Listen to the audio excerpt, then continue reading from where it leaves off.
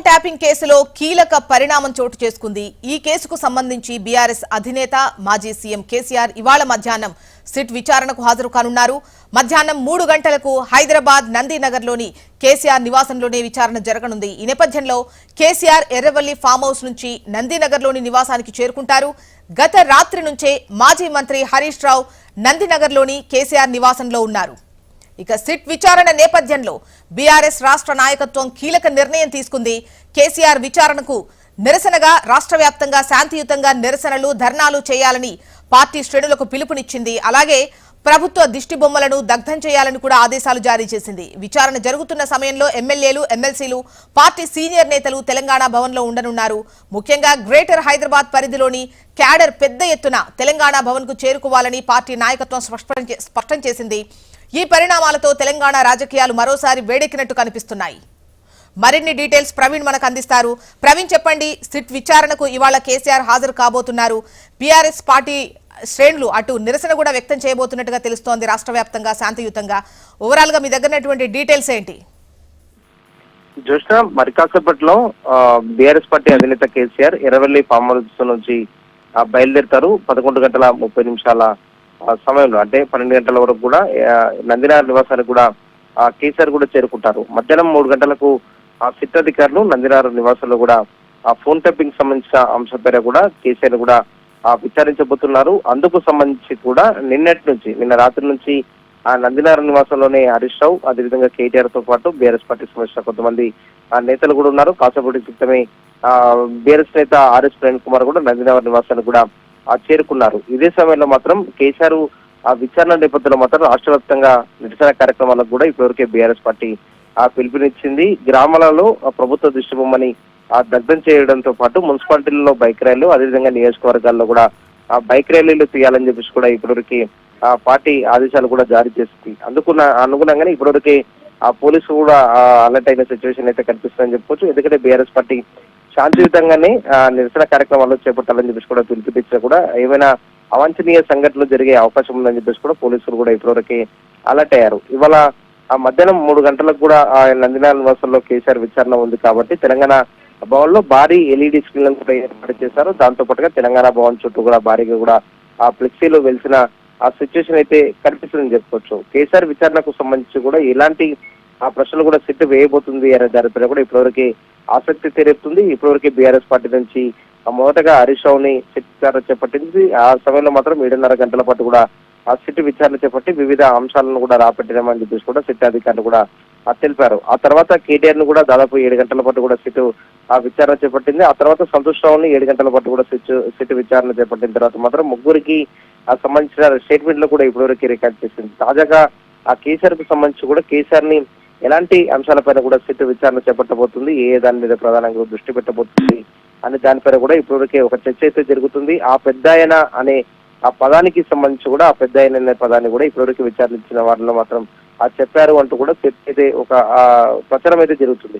ఇదే సమయంలో మాత్రం కేసీఆర్ కు సంబంధించిన గతంలో ఫోన్ ట్యాపింగ్ వ్యవహారాల్లో మాత్రం మీ ఆదేశాల మేరకే సిట్ విచారణ చేపట్టే ఫోన్ ట్యాపింగ్ వ్యవహారం జరిగిందా అనే దానిపైన కూడా సిట్ అయితే ప్రధానంగా దృష్టి పెట్టే అవకాశాలు అయితే కనిపిస్తున్నాయని చెప్పుకోవచ్చు. ఈ కేసీఆర్ విచారణకు సంబంధించి నందినార్ నివాసంలో విచారణ ఉంటుంది కాబట్టి నందినార్ నివాసానికి కొంతవరకు, అంటే గల్లీ నుంచి మాత్రం నందినార్ కాలనీకి వెళ్లే వారికి మాత్రం ఇబ్బందులు తలెత్తకుండా కూడా పోలీసులు ఇప్పటివరకు అలర్ట్ అయ్యారు. నందినారు నివాసం చుట్టూ కూడా ఇటు బసవతారక హాస్పిటల్ కావచ్చు, దాంతో పాటుగా పరిసర ప్రాంతాల్లో కూడా ఇప్పటివరకు ట్రాఫిక్ ఆంక్షలు కూడా పెట్టారు. ఎవరు కూడా గుమికూడకుండా కూడా అక్కడ భారీగా పోలీసులను కూడా మోహరించిన సిచ్యువేషన్ అయితే కనిపిస్తుంది. ఇదే సమయంలో తెలంగాణ భవన్ లో హరీష్ రావుతో పాటు బీఆర్ఎస్ పార్టీ మాజీ మంత్రులు, ఎమ్మెల్యేలు, ఎమ్మెల్సీలు, వారితో పాటుగా బీఆర్ఎస్ పార్టీ ముఖ్య నేతలందరూ కూడా తెలంగాణ భవన్ లో ఉండబోతున్నారని చెప్పుకోవచ్చు. దాదాపు 3,000 మంది బీఆర్ఎస్ పార్టీ శ్రేణులు వస్తారని చెప్పేసి కూడా ఇప్పటివరకు బీఆర్ఎస్ పార్టీ తెలంగాణ భవన్ కార్యాలయం మాత్రం భావిస్తుంది. అందుకు సంబంధించి కూడా ఏర్పాట్లు చేస్తున్న నేపథ్యంలో మాత్రం ఇదే సమయంలో మాత్రం పోలీసులు కూడా అలర్ట్ అవుతున్నారు.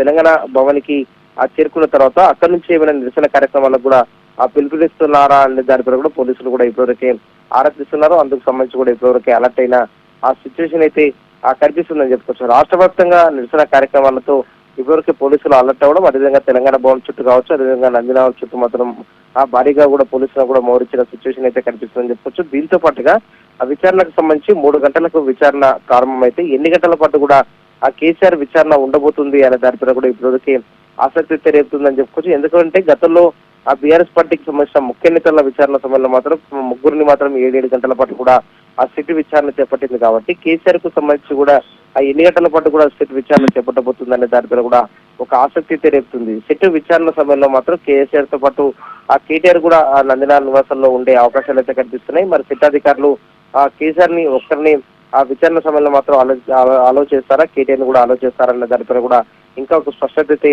రావాల్సి ఉందని చెప్పుకోవచ్చు. దీనికి సంబంధించి బీఆర్ఎస్ పార్టీ అయితే రాజకీయ కక్షలో భాగంగానే మాత్రమే కేసీఆర్ ని ఇబ్బంది పెట్టాలని చెప్పేసి కూడా సిట్ విచారణ పేరుతో కూడా ఆ ఇబ్బందులకు గురి చేస్తుందంటే కూడా బీఆర్ఎస్ అయితే పదే కూడా ఆ విమర్శలు కూడా గుర్తిస్తున్న సిచ్యువేషన్ అయితే కనిపిస్తుంది. ఇదే సమయంలో మాత్రం ఆ ఫోన్ ట్యాంక్ కి సంబంధించి కూడా ఇంకా ఆ సిట్ ఎలాంటి అంశాలపైన దృష్టి పెట్టబోతుంది, ఎన్ని గంటల పాటు కూడా విచారణ చేపట్టబోతుంది, ఎలాంటి ఆ ప్రశ్నలు కూడా వేయబోతుంది కేసీఆర్ కు అనే దానిపైన కూడా స్పష్టత అయితే కావాల్సి ఉంది చూసిన. అంటే ప్రవీణ్, ముఖ్యంగా ముందుగా అధికారులను విచారించారు, తర్వాత ప్రజాప్రతినిధులను, ముఖ్యంగా చెప్పాలంటే బీఆర్ఎస్ లో ఉన్నటువంటి కీలకంగా ఉన్న ముఖ్య నేతలను అటు విచారించినటువంటి క్రమంలో ఫైనల్ గా విచారణ అనేది కేసీఆర్ దాకా వచ్చింది. సో ఈ క్రమంలో ఇది ఫైనల్ స్టేజ్ అనుకోవచ్చా? దీనికి శుభం కార్డు పడేటువంటి అవకాశాలు ఏ మేరకు కనిపిస్తున్నాయి కేసీఆర్ విచారణ తర్వాత?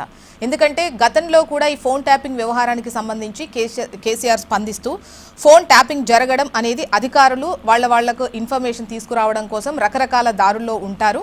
సో అక్కడ అల్టిమేట్గా ఇన్ఫర్మేషన్ తేవడం ఇంపార్టెంట్ అన్న విధంగా ముందుకు వెళ్తూ ఉంటారు.